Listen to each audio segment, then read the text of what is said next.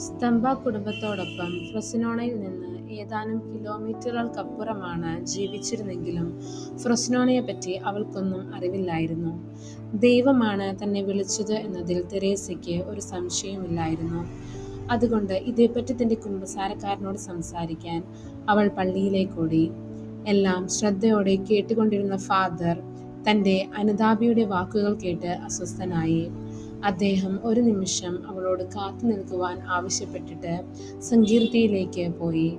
അല്പസമയം കഴിഞ്ഞ് അദ്ദേഹത്തോടൊപ്പം ഒരാൾ പുറത്തു വന്നു. ഏതാനും മാസങ്ങൾക്കു ശേഷം നഗരസഭ പെൺകുട്ടികൾക്കായി ആരംഭിക്കാൻ ഉദ്ദേശിക്കുന്ന പൊതുവിദ്യാലയത്തിലേക്ക് ഒരധ്യാപികയെ അന്വേഷിച്ച് ഫ്രൊസിനോണയിൽ നിന്ന് റോമിലേക്ക് വന്ന പ്രശസ്തനായ വ്യക്തിയാണ് അദ്ദേഹം. അധ്യാപികയെ സംബന്ധിച്ച് എന്തെങ്കിലും ഒരു സൂചന ലഭിക്കുന്നതിനായി വിദ്യാഭ്യാസ രംഗത്ത് പ്രവർത്തിക്കുന്ന ദന്തനാരി വൈദികരുടെ അടുത്തെത്തിയതായിരുന്നു ഡൊമിനിക്കോ. മൂവർക്കും ഇത് ദൈവപരിപാലനയുടെ പദ്ധതിയാണെന്ന് വ്യക്തമായിരുന്നു.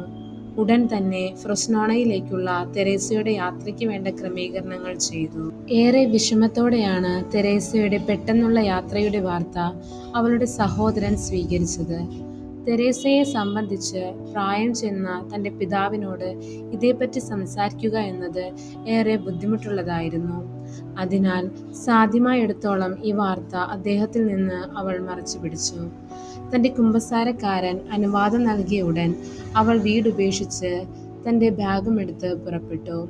റോമയിൽ നിന്ന് ഫ്രൊസിനോണയിലേക്ക് യാത്ര തിരിക്കാനുള്ള കുതിരവണ്ടി നിർത്തിയിട്ടിരിക്കുന്ന സത്രത്തിലേക്കാണ് അവൾ പോയത്.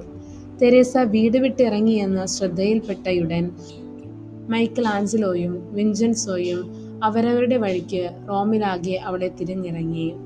അവളെ സത്രത്തിൽ ആദ്യം കണ്ടെത്തിയത് മൈക്കലാഞ്ചലോയാണ്. ഹൃദയഭേദകമായിരുന്നു അവരുടെ ആ കണ്ടുമുട്ടൽ. തെരേസയ്ക്ക് അത് തങ്ങളുടെ അവസാനത്തെ ഒത്തുചേരലാണെന്ന് വെളിപ്പെടുത്താനുള്ള ധൈര്യമില്ലായിരുന്നു. പകരം താൻ ഫ്രൊസിനോണയിലേക്ക് പോകുന്നത് ഒരു സ്ഥലമാറ്റത്തിനാണെന്ന് അവൾ അദ്ദേഹത്തോട് പറഞ്ഞു. പിതാവ് അവളെ അനുഗ്രഹിച്ചതിനു ശേഷം വീട്ടിലേക്ക് മടങ്ങി.